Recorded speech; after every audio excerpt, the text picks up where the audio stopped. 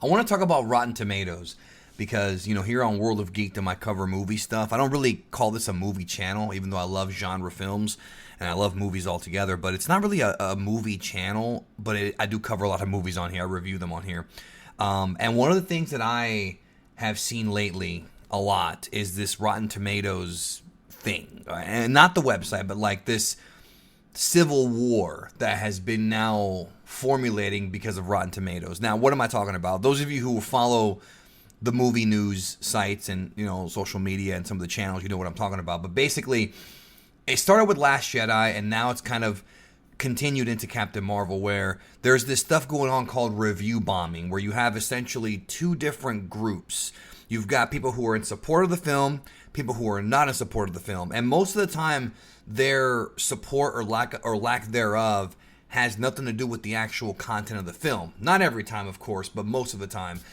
In the Captain Marvel example, Brie Larson made some really dumb, I think they were dumb comments, even if she really feels the way she does. And to be honest, I don't think she really feels that way. I think she just phrased things kind of poorly, right? The whole statement about how she doesn't care what 40-year-old white men think. That's dumb. She shouldn't even say that. You should just, when you're promoting a movie and you want the movie to be successful, you don't say things like that. You want people, it's good PR. Like, you want people to watch the movie no matter who they are. No matter if they're white, black, women, Asian, gay, it doesn't matter. You want them to go see your movie. And she was talking about how, A Wrinkle in Time, it's not made for white men and all this stuff. When really, all movies should be made for everybody. I mean, obviously you're going to have some films that tell stories that are going to resonate more with other people. Obviously, that's obvious, but that doesn't mean that people who aren't of that ethnic group or that gender can't enjoy the film for what it is. It's dumb. And with Last Jedi, it really became this thing where there was all these crazy articles about Russian bots have infiltrated, Rotten Tomatoes, and they've purposely lowered the score. And then when you go into the review section, most of the actual fan reviews that gave the film low ratings made some really, really good points. So I quickly realized just how stupid and how much obvious damage control it was by Disney. It was obvious damage control, folks. Don't deny that. To try to sit there and say, well, the movie didn't really suck, but these people hate the movie because they're white men. And to me, it's such a sickening thing. Like, it's such a sickening thing that they've turned this into like this race, gender thing when it never was. People just don't like Last Jedi for various reasons. I'm not a white man. I'm a Hispanic man, and I'm not 40.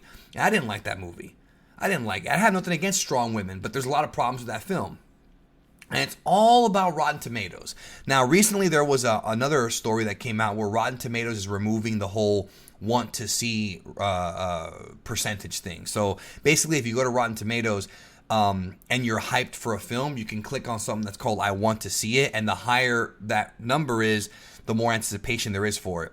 I think it's completely pointless because, number one, people went to go see Captain Marvel not because of Brie Larson, but because it was another movie in the MCU. The MCU has too much equity right now with people. It's been around for too long. There's too many great movies, too much momentum going for it. Of course, Captain Marvel's going to make a lot of money. Maybe a few years ago, if it had come out, it wouldn't have, but now it will. But what's dumb is you've got this like thing where they took down the want to see thing, which to me has always been pointless because, I want to see this movie. Like, no, go see it and then give your thoughts. That's what it should be.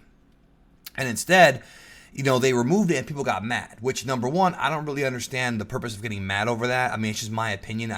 It doesn't matter how much hype a movie has. What's going to matter is the box office. That's what the companies care about. That's what the Disney or whomever, Marvel, that's what they care about. They care about the bottom line. How much money will it make? And will it have an impact on merchandise sales and on the franchise going forward? Last Jedi made a lot of money, but it had a tremendous drop-off after it came out, and the toy sales were abysmal. So at the end of the day, while it was a moneymaker, it was still detrimental to the Star Wars fandom. And actually, it's very detrimental, and I've talked about this in the past. But my thing is this.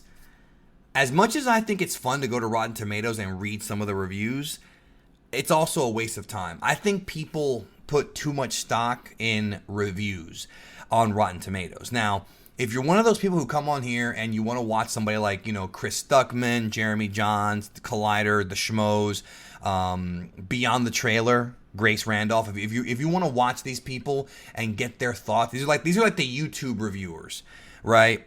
That's fine. There's nothing wrong with watching an internet reviewer, including me. I do them once in a while too for fun.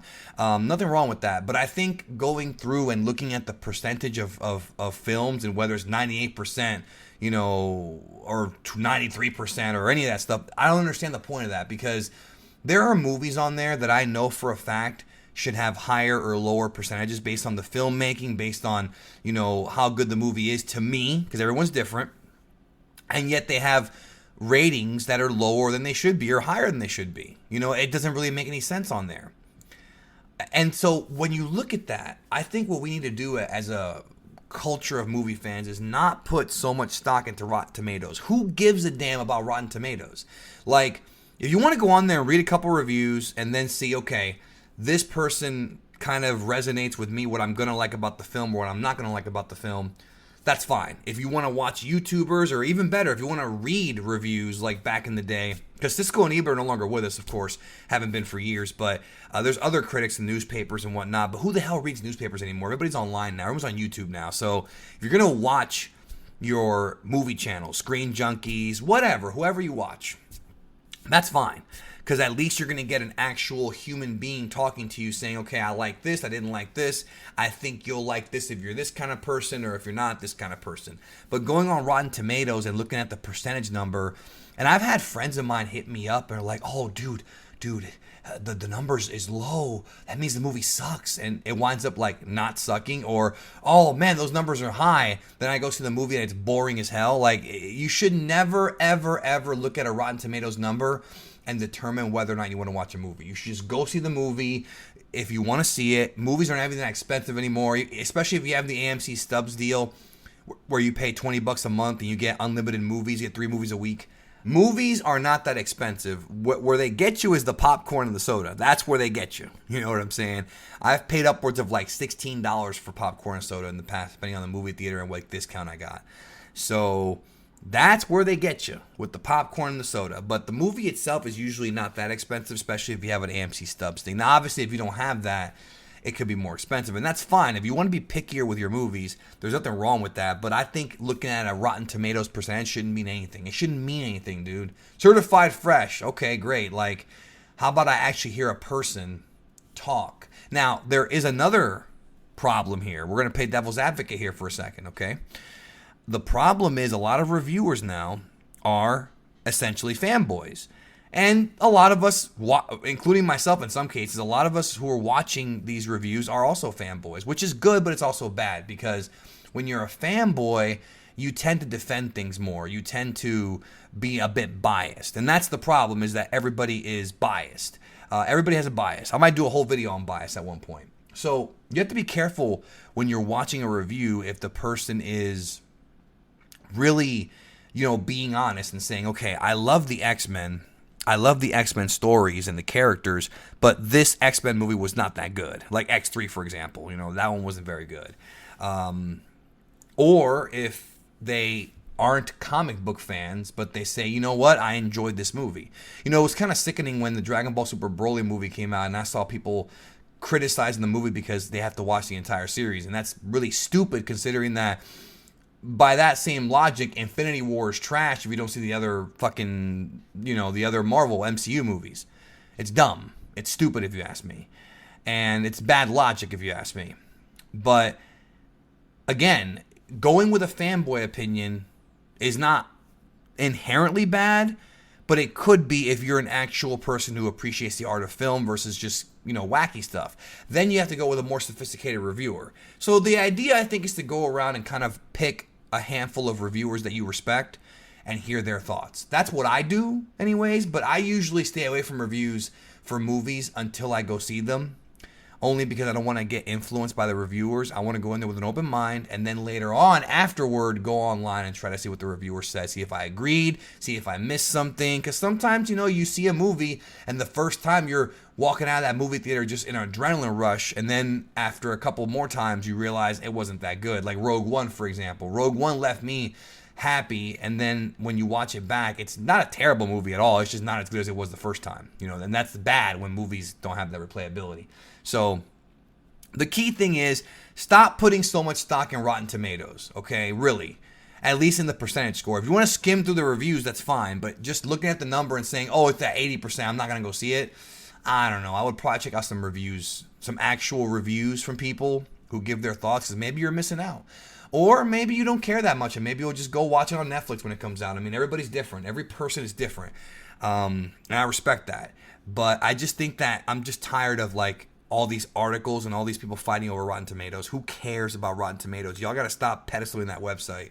Like, there's so many other places to get movie reviews and thoughts, and so many better message boards and places to talk to other fans and groups and things like that. Like, there's better places, chat rooms, than Rotten Tomatoes. Especially now that it can be bombed. If Rotten Tomatoes can really be review bombed and people can lower or raise the percentage, and that kills all stock in Rotten Tomatoes. You've just ruined any kind of credibility Rotten Tomatoes has by review bombing a movie. Because now I don't know if it's good or bad. And don't forget, the critics' review of Last Jedi was really high, and the fans' reviews are really low. That should tell you right there that it's not a very effective system. But Last Jedi was also an anomaly, because everybody walked out of that movie, the critics anyways, loving it, except for one or two. And then when the fans went to go see it, it was much more split. So everybody has different tastes. But anyways, stop putting so much stock in Rotten Tomatoes. It doesn't matter, and it's really not worth fighting over.